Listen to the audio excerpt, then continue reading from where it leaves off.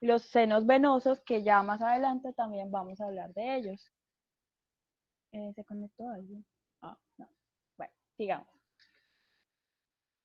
La dura madre está irrigada por las arterias meningias, que forman la hoja de higuera en el cráneo, que no sé si antes de que entráramos a, pues como a todo esto de las clases virtuales y eso, tuvieron la oportunidad de eh, tener las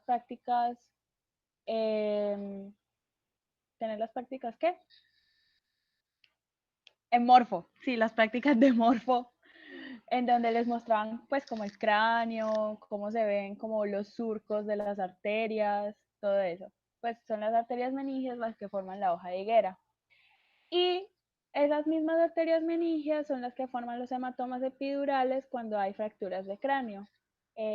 Sí, no sé si ya les explicaron esto, pero pues como su nombre lo dice, un hematoma epidural está por encima de la dura madre y pues es por la misma ruptura de esas arterias.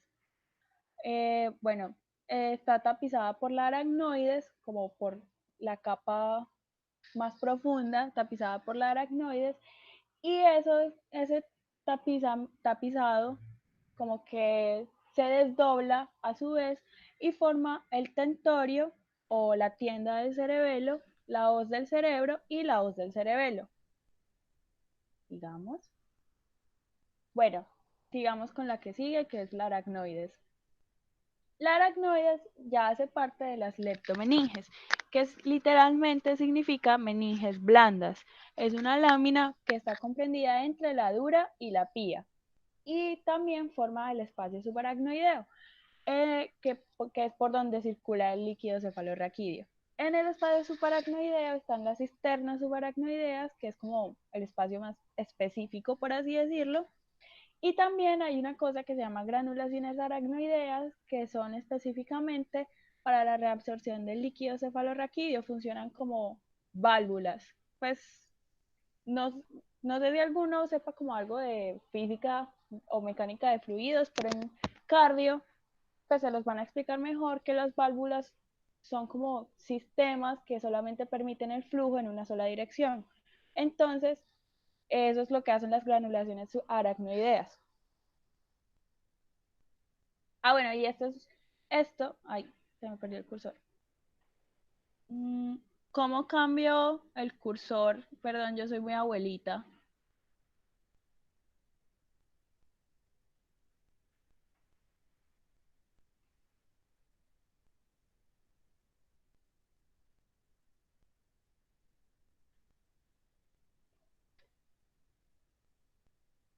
Bueno, eh, no sé si alcancen a ver aquí, pero esta es una ilustración del libro de la Target de anatomía, en donde muestran exactamente lo que les estaba explicando. Este que se ve más oscuro arriba es la dura madre.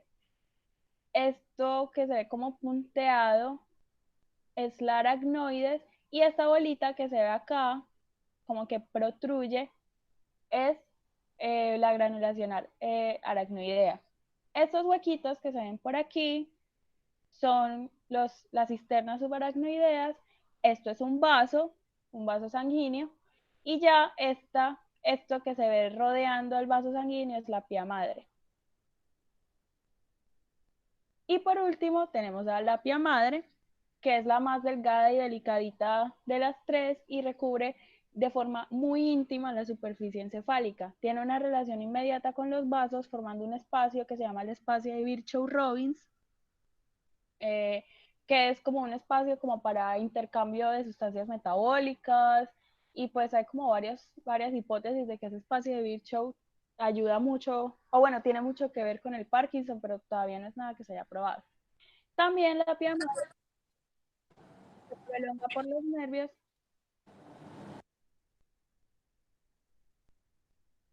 Ok, también se prolonga por los nervios.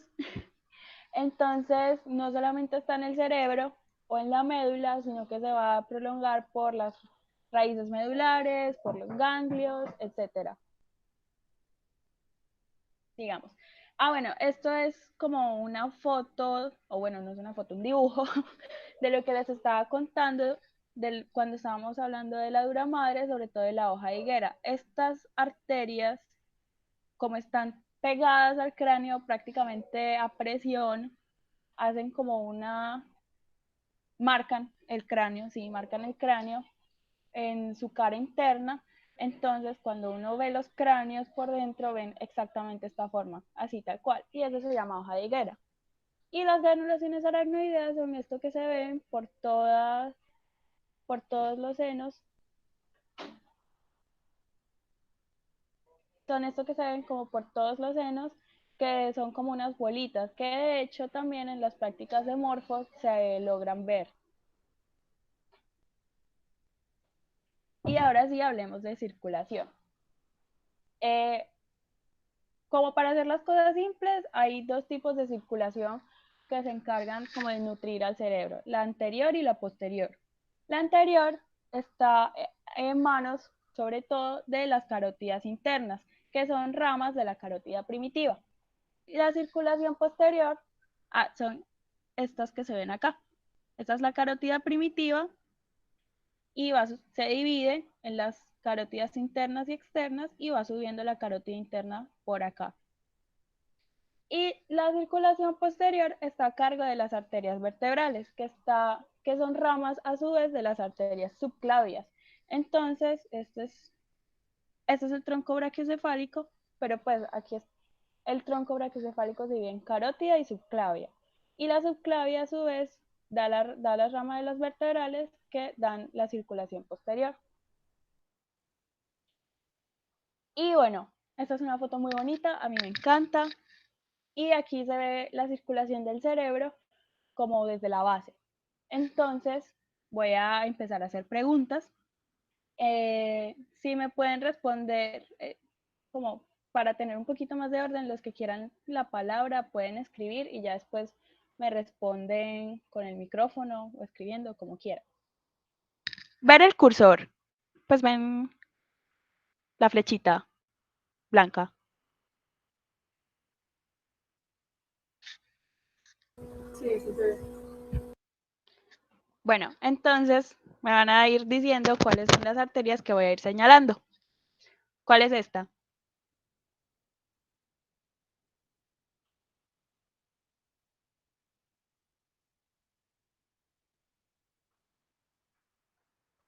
¿No es la cerebelosa anteroposterior? Es una cerebelosa, pero no es la anteroposterior.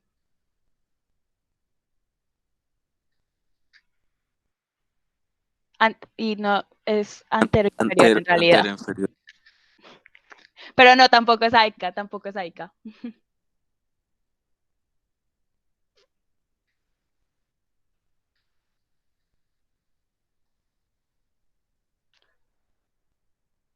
¿Cuál creen que sea, si no es AICA?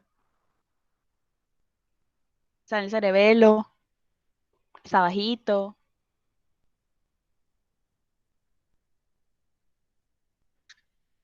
está hacia atrás.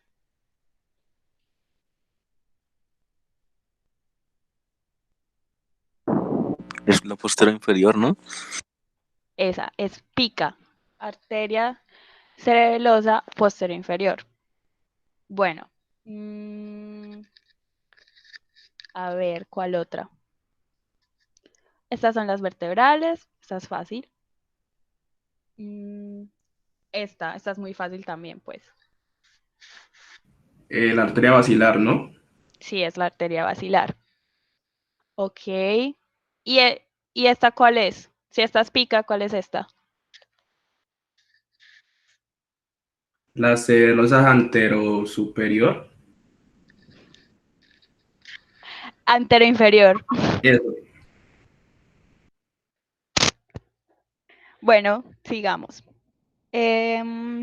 A ver, ¿cuál es esta? Esta que se desprende aquí de la basilar y va por acá hacia todo el La, lóbulo. la cerebelosa posterior. Cerebelosa. No, la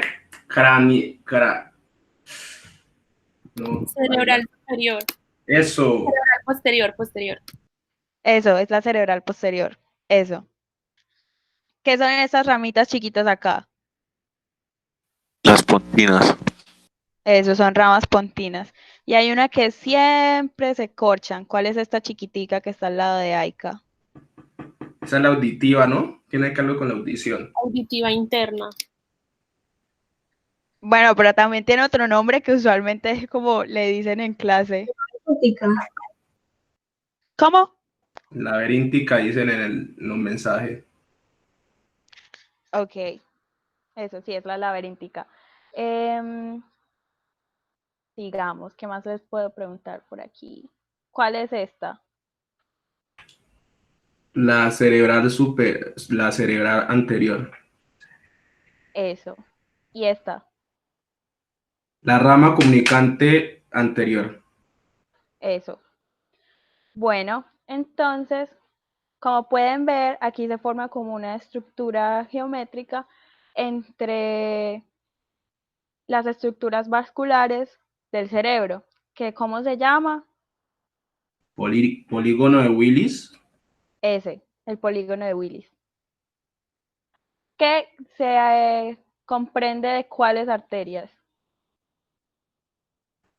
De las cerebrales posterior, cerebrales anterior, de las ramas comunicantes anterior y posterior, y en las cerebrales medias.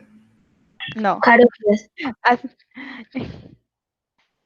Sí, como de las carótidas un poquito, sí, de las carótidas internas, pero es fundamentalmente comunicantes y cerebrales, como C al cuadrado más C al cuadrado. Es una forma fácil de aprendérsela. Y bueno, ya. Y esta es una visión lateral y medial de la circulación cerebral. Entonces, lo que quiero resaltar de acá, porque no les, pues aquí sí no les voy a preguntar los nombres de cada arteria, porque ni yo me lo sé, es que en la cara medial la irrigación va de parte sobre todo de la arteria cerebral anterior. En cambio, en la cara lateral, la circulación va sobre todo de parte de la arteria cerebral media. Entonces, ¿qué pasa? Esto es un diagrama como que lo ilustra mejor. ¿Qué pasa? Como para darles un contexto más clínico, porque pues a mí me gusta mucho la clínica, entonces de pronto así hace como que se lo recuerde mejor o algo así. La mayoría de los accidentes, ay, perdón, la mayoría de los accidentes cerebrovasculares son de la arteria cerebral media. ¿Qué pasa con la arteria cerebral media? Como se pueden dar cuenta, irriga sobre todo, pues lo que ya había dicho, la cara lateral del cerebro. ¿Y qué está acá? ¿Qué está como por acá? Como por esta zona. El área del lenguaje. Pues son dos. ¿Cómo se Ah, llaman? ni idea. ¿Cómo se llaman las áreas del lenguaje? Son unos epónimos todos raros como alemanes. Yo sé que ustedes saben, porque eso lo da. Eso lo, Wernicke, ¿Cómo? Wernicke y Broca. Esas. Yo sé que ustedes saben porque eso lo dice Molina en la primera clase. Bueno, No hemos entonces, tenido clases con Molina, ninguno de los grupos. ¿en serio? ¿Por Ajá, qué? no sé. ¡Ah! Impactada, ya las cosas no son como antes. Bueno, pero igual, eso lo dicen en la primera clase cuando hablan como de las zonas del cerebro, las áreas de Brodmann, todo eso. Entonces, ¿qué pasa? Como la mayoría de los accidentes cerebrovasculares, pues ACVs, son de la arteria cerebral media y si se dan cuenta, este circulito y este triangulito de acá son los ganglios basales y los ganglios basales también tienen mucho que ver con el control del movimiento, que eso es algo que van a ver para el tercer parcial. Cuando hay un ACV de la arteria cerebral media, ya sea de tipo isquémico, o sea que deja de llegar el flujo sanguíneo a esas áreas, o hemorrágico, que es que la arteria se rompió y pues empezó a salir toda esa sangre, lo que más se va a ver son la disartria, o sea que hablan así como enredado, la hemiplegia, o sea que se les paraliza medio cuerpo, y también pues pueden presentar como pérdida de la conciencia, alteraciones como cognitivas, pero es por esto, porque la arteria cerebral media irriga los ganglios basales que están a cargo del movimiento y las áreas del lenguaje. Es por eso.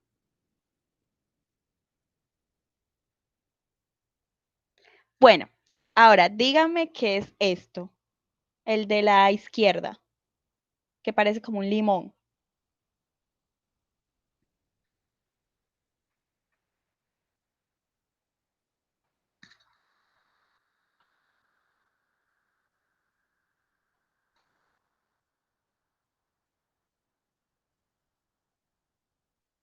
Oli, ¿me escuchan? ¿Me oyen? Sí, sí te escuchamos. No saben. Por mi parte, no. Bueno, pues tampoco, no hay ninguna pena en decir que no se sabe, uno nunca termina de aprender. Pero esto es un hematoma epidural. Como les decía, o bueno, para ver si me estaban prestando atención, ¿qué es un hematoma epidural? Es cuando hay sangre encima de la dura Ah, madre.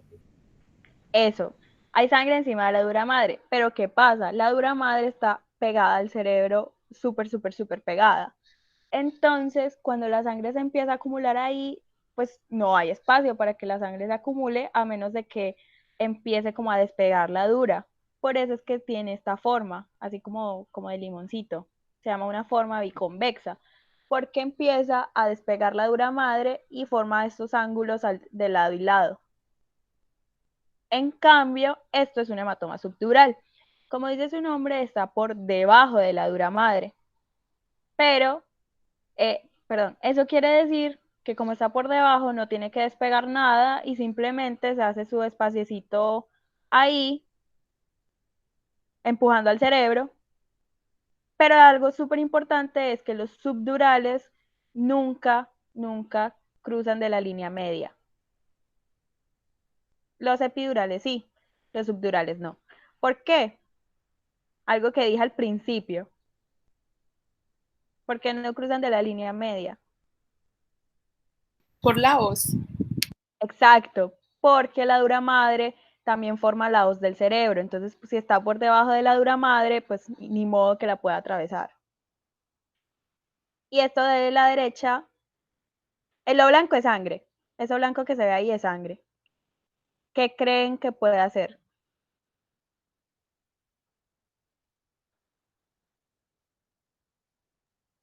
¿Un aneurisma?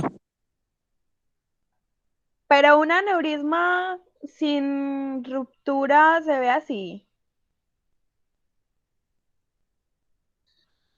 Ah, no, no sé, no dije nada. No, o sea, es una hemorragia subaracnoidea. Y las hemorragias subaracnoideas sí se ven así, o sea, sí pueden ser por un aneurisma, pero no por un aneurisma que no esté roto. Es por una ruptura de aneurisma, porque si no, pues si fuera un aneurisma normalito, se vería como mucho como un puntico blanco. Pero si se dan cuenta, la sangre está regada por todo el cerebro. Entonces, es eso. Y bueno, como más datos ñoños clínicos para que sepan, los hematomas epidurales se caracterizan sobre todo porque pues dan un dolor de cabeza muy, muy maluco, dan como síntomas focales, o sea, con síntomas focales me refiero a que el síntoma depende del área afectada. Y también, ¿qué? Ah, bueno, es muy probable que vengan como de traumas cráneoencefálicos. Pero en cambio los subdurales también dan un dolor de cabeza muy maluco, pero no es como tan maluco y aparte de eso puede ni siquiera dar síntomas. Y no solamente, y los subdurales no son solamente por traumas así súper exagerados a la cabeza, sino que pueden ser por un golpe normalito, pero son más comunes sobre todo en ancianos. ¿Por qué? Porque los abuelitos tienen como, por así decirlo, vasos sanguíneos más frágiles que se rompen con más facilidad. Entonces, cualquier medio golpecito en un abuelito, pues pónganle cuidado, que no vaya a estar actuando raro luego. Y con luego no me refiero a 3 horas, 2 horas después, me refiero a meses después, porque la sangre se va acumulando de forma muy lenta. Entonces puede que los primeros días, las primeras semanas, pues todo esté súper normal, normal de comportamiento, normal de cognición, hablando normal, caminando normal, pero 3 meses, 4 meses, 5 meses después, empiece con amnesia, empiece a hablar raro, empiece a caerse. Entonces hay que ponerle atención a eso. Como dice el dicho, viejito apendejado, subdural asegurado. Bueno, y las hemorragias subaracnoideas se caracterizan porque se presentan usualmente con cefalea en trueno. La cefalea en trueno es una cefalea que se caracteriza porque los pacientes dicen que es el peor dolor de cabeza que han tenido en su vida, pero aparte del dolor, la instauración del dolor, o sea, qué tan rápido aparece, es super flash, o sea, es de menos de un minuto, literalmente. Entonces, por eso se llama entrueno. No es tanto porque duele mucho, sino porque aparece muy rápido. O sea, es un dolor de cabeza que te despierta en la noche, es un dolor de cabeza que puede hacer que te prives del dolor. Entonces, también hay que ponerle atención a eso. Eso era como por circulación arterial. Ahora podemos hablar de retorno venoso. Tiene una pregunta, ¿y cuál de esos dos es más grave?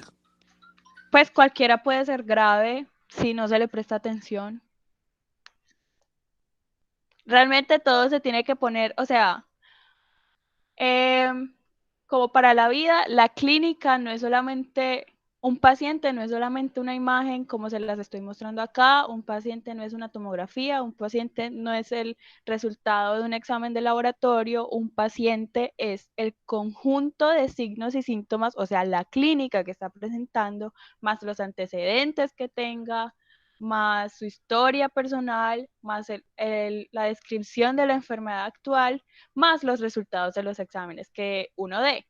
Entonces, o sea, uno podría decir, como bueno, tengo mi abuelito se cayó hace 3 meses y por cualquier otra cosa X le hicieron una tomografía en la cabeza y le encontraron un hematoma subdural, pero es chiquitico, no tiene dolor de cabeza, no se ha estado cayendo, no ha perdido la memoria, no ha tenido cambios cognitivos o de comportamiento. Entonces, el neurólogo, pues usualmente lo que hace en esos casos es que como la resolución de estos problemas de una hemorragia subaracnoidea o de un hematoma es operar, y pues cualquier persona cuando le dicen, ay, le tenemos que operar la cabeza, se asusta por obvias razones. Un neurólogo, pues en lo que hace en la mayoría de los casos es decirle como, bueno, usted tiene esto, pero está chiquito, no está causando síntomas, usted está bien, entonces venga en 3 semanas, en un mes, lo volvemos a evaluar, vemos si hay cambios, si amerita operar o no. Entonces, ¿hay alguna otra pregunta? Bueno, te respondí la duda. Sí, gracias. De nada. ¿Alguien tiene alguna otra pregunta?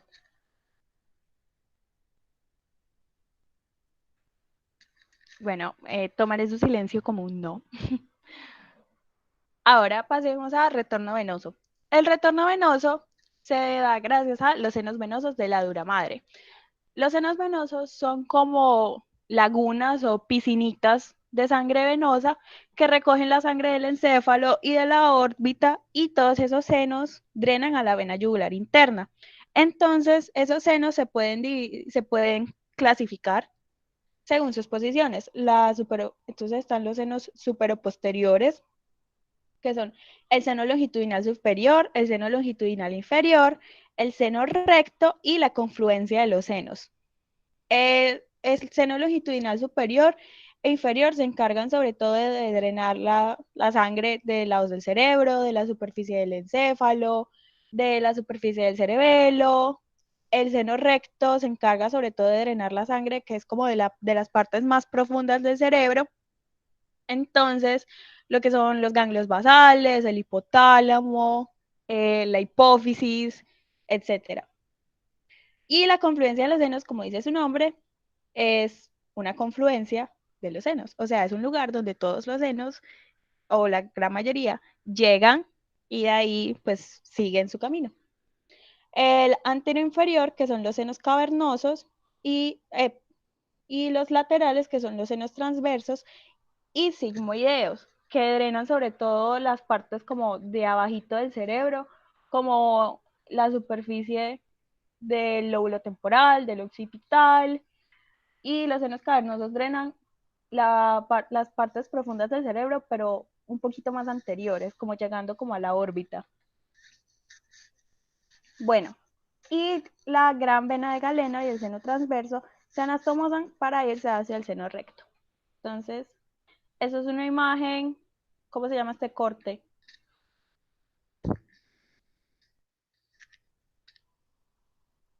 Transversal.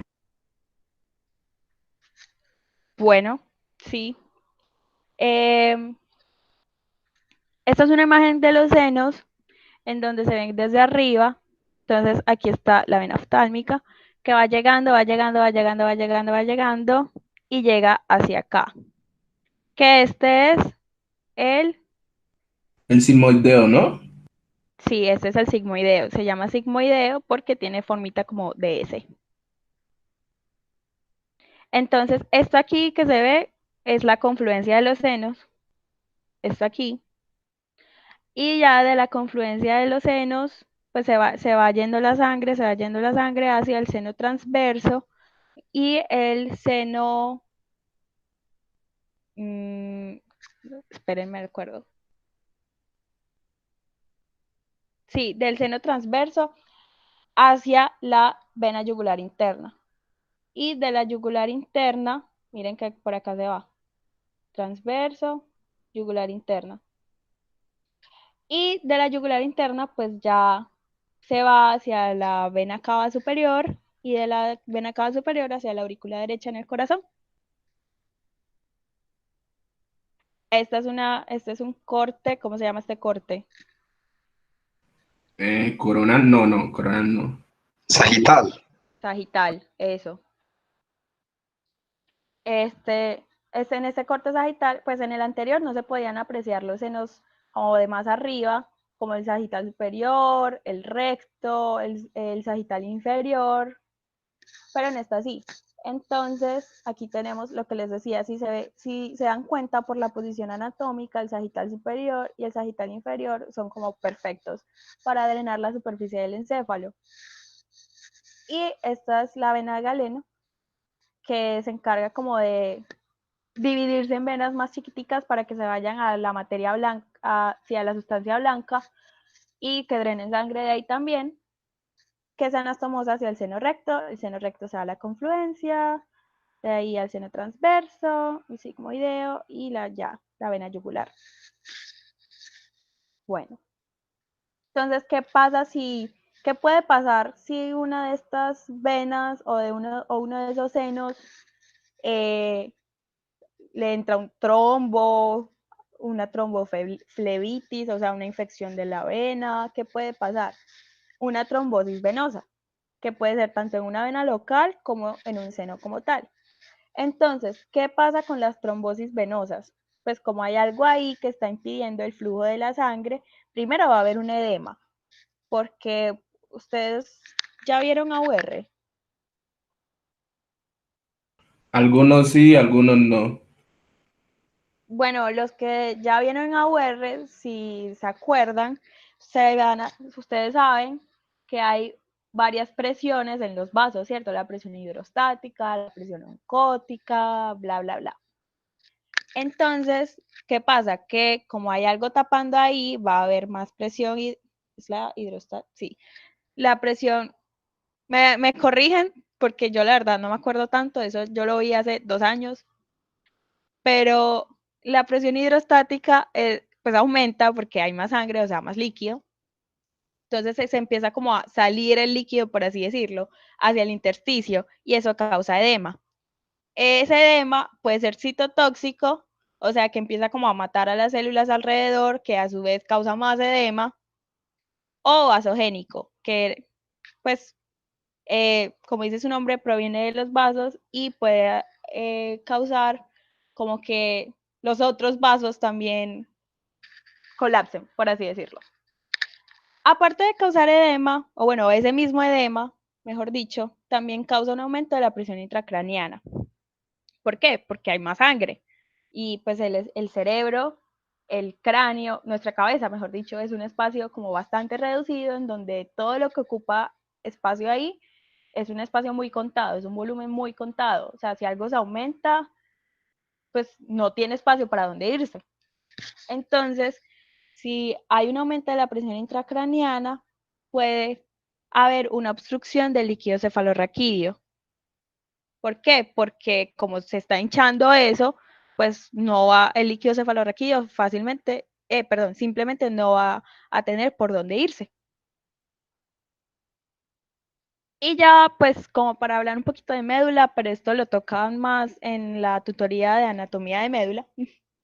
La irrigación de la médula será por las arterias medulares anterior y posterior, que son a su vez ramas de las intercostales posteriores, las subcostales y bueno. Esas arterias tienen como forman unos plexos internos y externos que forman anillos. Entonces, los anillos arteriales de la médula irrigan y a su vez también las venas forman plexos que forman anillos venosos. Entonces, esos anillos venosos pues drenan a las venas intercostales posterior, subcostales, la vena sacra lateral y lumbar. Pues como algo muy fácil como para acordarse de la anatomía es que las venas se llaman igual a las arterias, pero van en dirección contraria. Y pues algo importante es que por la relación anatómica y de la manera en la que está estructurada, como la circulación de la médula, es muy útil en los casos en donde hay que poner anestesia epidural, por ejemplo, en los partos, en cirugías, cosas así. Bueno, entonces hablemos de los plexos. Los plexos coroideos son formaciones vasculares que se dan gracias a invaginaciones de la pía madre y se forman como a dobleces en el epéndimo. Eso es como medio extraño de imaginar como, como la imaginación espacial, o bueno, a mí se me da muy difícil, pero pues sí, es así. Y se encuentran en los ventrículos laterales, en el tercer ventrículo y en el cuarto ventrículo. Son intraventriculares, o sea, están dentro del ventrículo, pero no hacen parte del ventrículo como tal. ¿Por qué? Por lo que decía, porque el epéndimo, como son dobleces del epéndimo, el epéndimo lo separa de la cavidad. Y son súper importantes porque son los productores del líquido cefalorraquídeo. Entonces, díganme, ¿cuál es el único caso en donde se tiene como una acumulación de líquido cefalorraquídeo en el encéfalo que no es por una obstrucción?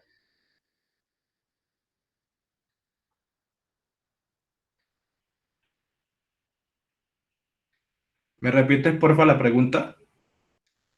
¿Cuál es el único caso en donde hay una acumulación de líquido cefalorraquídeo en el encéfalo, pero que no es porque hay una obstrucción del líquido? Tal vez aumento de la presión intracraniana. Pues sí, o sea, en una obstrucción también aumenta la presión intracraneal, pero, o sea, a lo que me refiero es que cuando tú tienes el líquido cefalorraquídeo y tienes una obstrucción, perdón, y tienes una obstrucción, se te va a aumentar la presión intracraneana. Pero hay otro caso en donde también se aumenta la presión intracraneana, pero no es porque haya una obstrucción en el líquido. Entonces, tal vez porque los gránulos de absorción no están funcionando bien o algo así.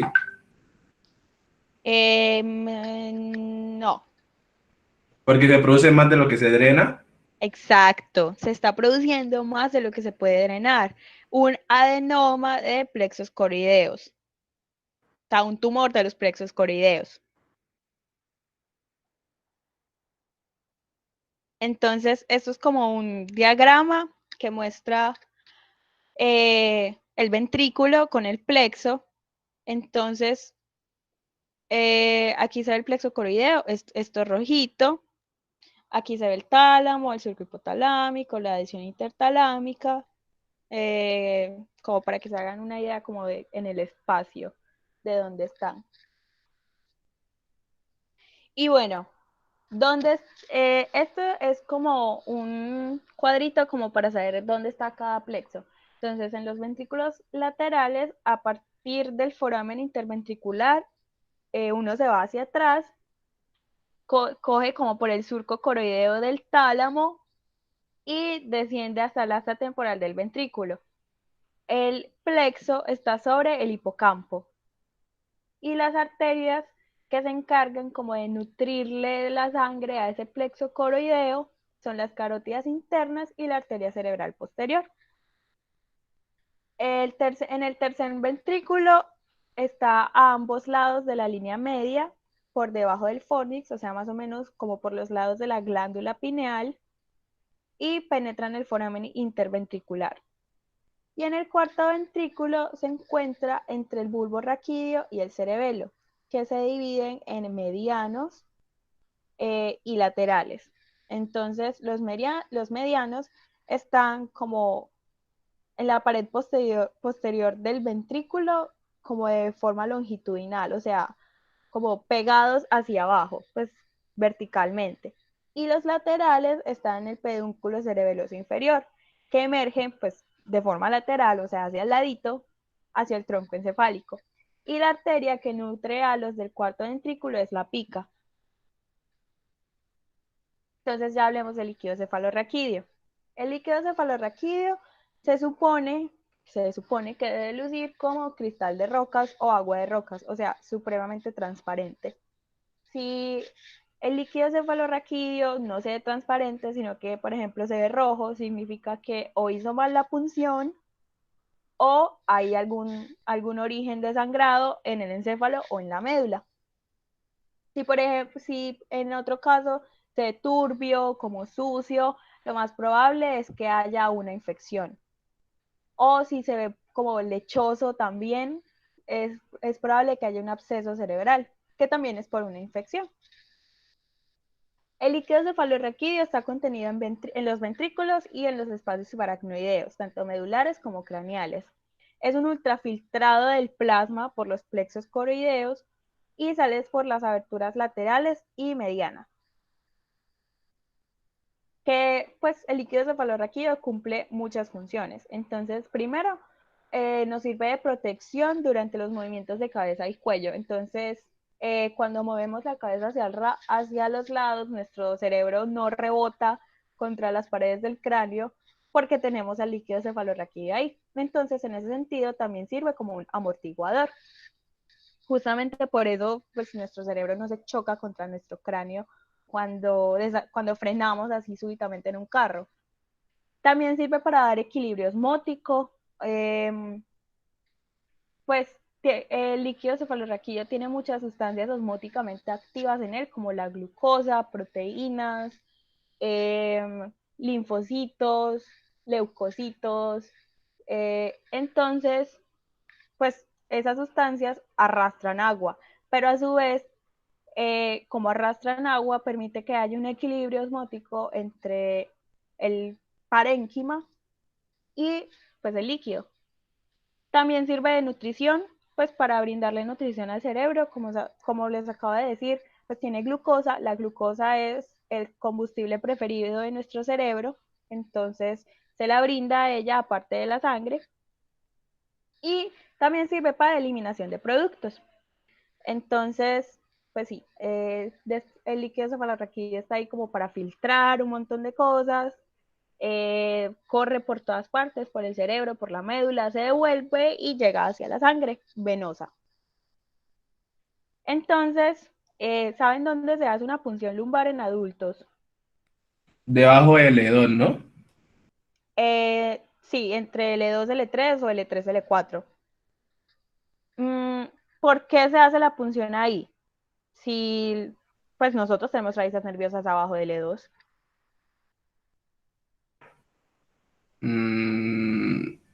No sé. Porque allí se encuentra la cola de caballo, ¿no? Exacto, porque ahí la médula como tal acaba, pues el cuerpo de la médula, por así decirlo, acaba. Y lo que se encuentra de ahí para abajo son la cola de caballo, que son como nervios sueltos, por así decirlo, y hay menos probabilidad de pinchar alguno. Entonces, hablemos del síndrome de hipertensión intracraneana. Como su nombre lo dice, es un aumento de la presión o de la tensión. No son lo mismo, pero hablemos de que sí son lo mismo para este caso, dentro de la bóveda craneana, que puede ser de parte de la masa encefálica, como por ejemplo en un tumor, de la sangre, por ejemplo en una hemorragia o con un hematoma, o del líquido cefalorraquídeo, ya sea porque haya una obstrucción o porque haya un tumor de los plexos.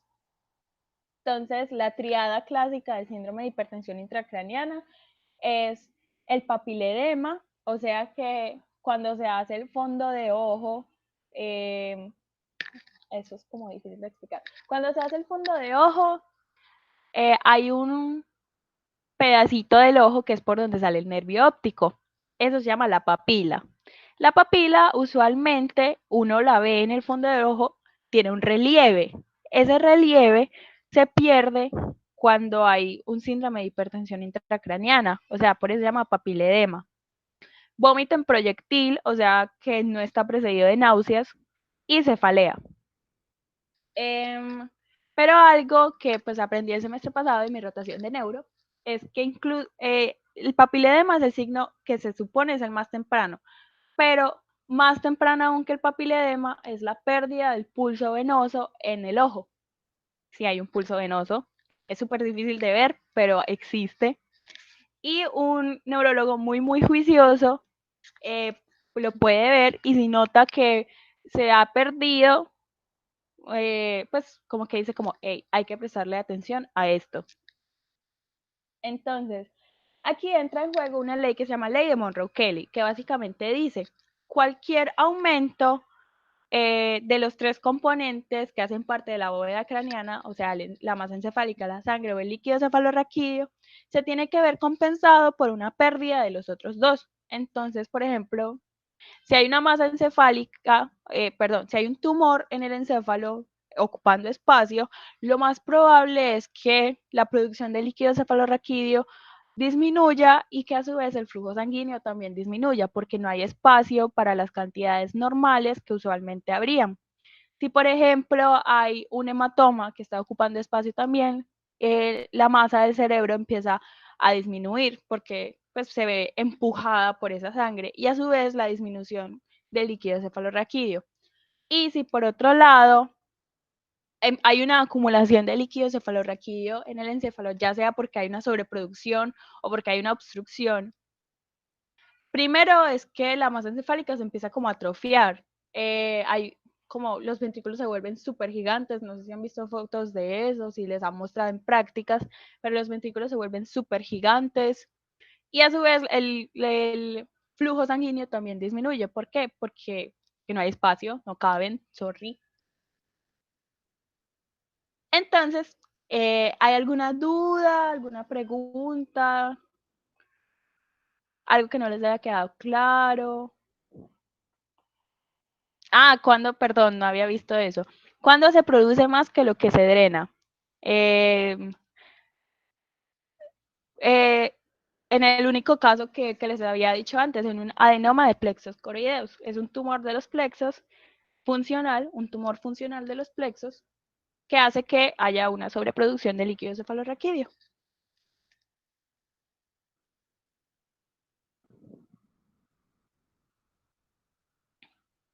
¿Hay alguna otra pregunta? ¿Algo que no les haya quedado claro?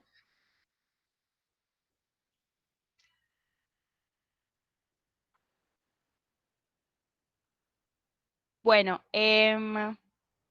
voy a tomar asistencia porque pues me piden las listas. Y ya después vamos a hacer una pequeña actividad Listo, ya tomé la asistencia. Entonces me van a decir esto, o no sé si ya se la saben.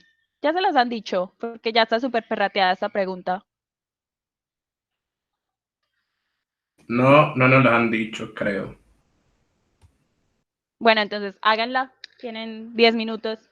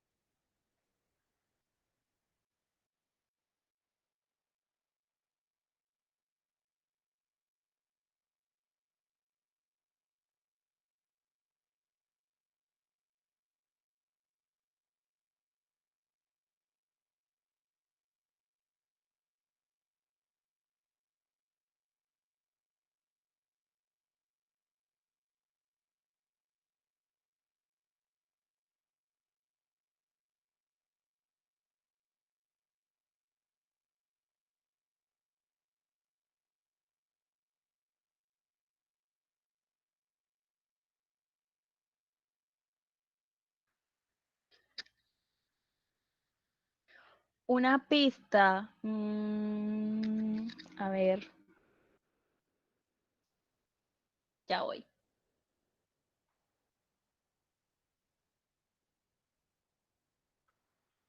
Aquí. Esto es una pista. Esta diapositiva es una pista.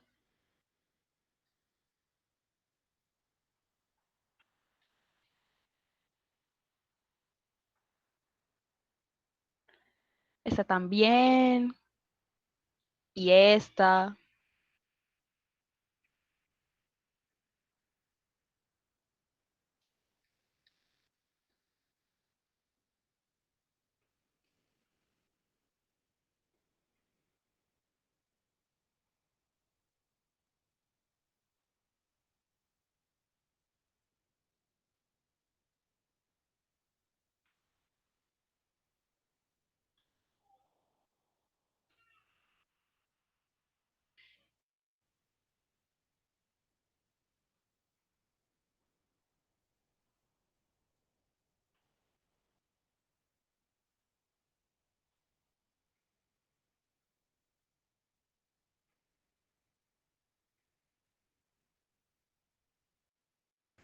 Hola, disculpa, ¿puedes ponerla en la foto de los ventrículos, porfa? Gracias.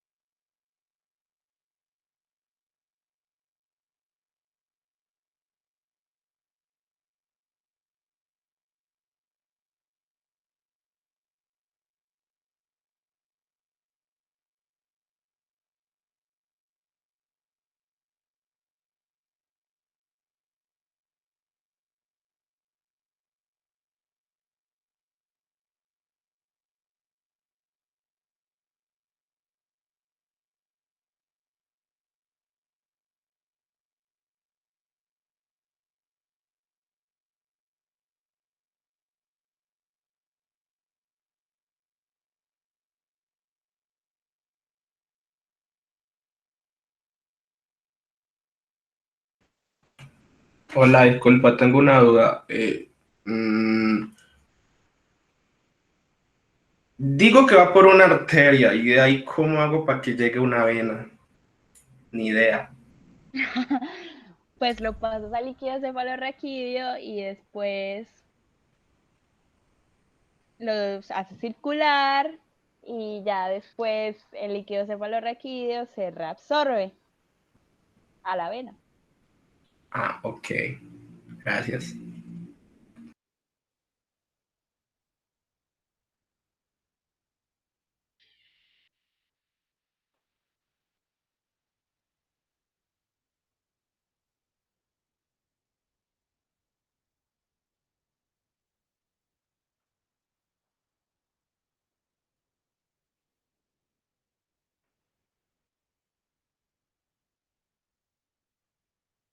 Otra duda.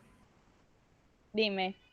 Si ya está en un ventrículo, pues no se convierte de una vez o tiene que salir y volver a entrar. ¿Cómo así? ¿Cómo así que salir y volver a entrar? Pues la sangre, pues ya estamos en el ventrículo izquierdo, entonces ya se convierte en líquido encefálico que vive ahí, ¿no? Sí.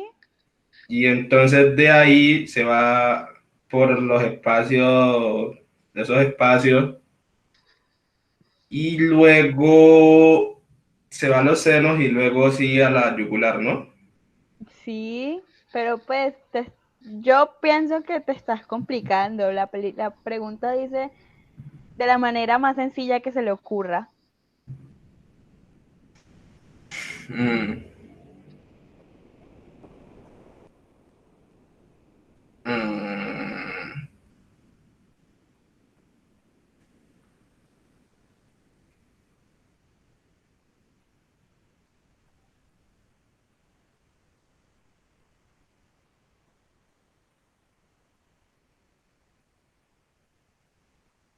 mm, ya se puede tratar de responder o todavía, ¿no? Sí, obvio, Ah, bueno. obvio. Me dice si voy bien o mal. Digamos que ahí en el tercer, en el ventrículo izquierdo, ahí no está, pues ahí recogen la sangre venosa, el seno longitudinal superior, ¿no? Hola, Mm, pero está mal, sí, pues. sí. O sea, no, espera, repítemelo, porfa. O sea, ahí en el en el ventrículo, pues la sangre venosa de ahí se va a recoger por el seno longitudinal superior, ¿no? Mm, sí, no tanto por el superior, diría yo. Yo diría más bien como por la vena de Galeno. Pero pues sí, o sea, se va a la circulación venosa. Ajá. Bueno, entonces coge la vena del galeno, ahí se une con con el seno recto, de ahí llega la confluencia, de ahí, no, o sí, no, ni Eh, idea. es que te repito, siento que lo estás complicando Otra bastante. pista, porfa. Mm, pues es que, o sea, si quieres hacer como la especificación de que se va por X eh, arteria, seno, célula, dale. Pero la pregunta dice la manera más sencilla que se te ocurra. Pues que llegue. Bueno, ya. Ni Les, idea. vo- les voy a decir, está aquí. Ventrículo izquierdo.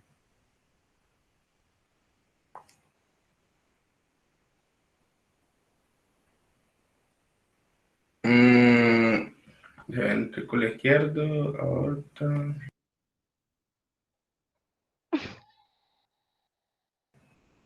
Yo no sabía, sorry. Esto se siente como una tutoría para una persona, las otras 16 personas, 15 personas que... La Es que pena. yo estaba escribiendo, pero desde la subclavia, ya por las vertebrales, y ya luego iba a ser la de la carótida común. Pero, pero no, así está muy resumido, muy bien. Es que, pues no sé, uno tiende como a sobrecomplicar y sobrepensar las cosas, pero la medicina puede ser simple si se sabe explicar. Y bueno, ya, era eso. ¿Hay alguna pregunta, duda, queja, ¿Nos, sugerencia, opinión, nos puedes decir la insulto? respuesta a esa pregunta, porfa? Aquí está acá abajo. Ah, ok.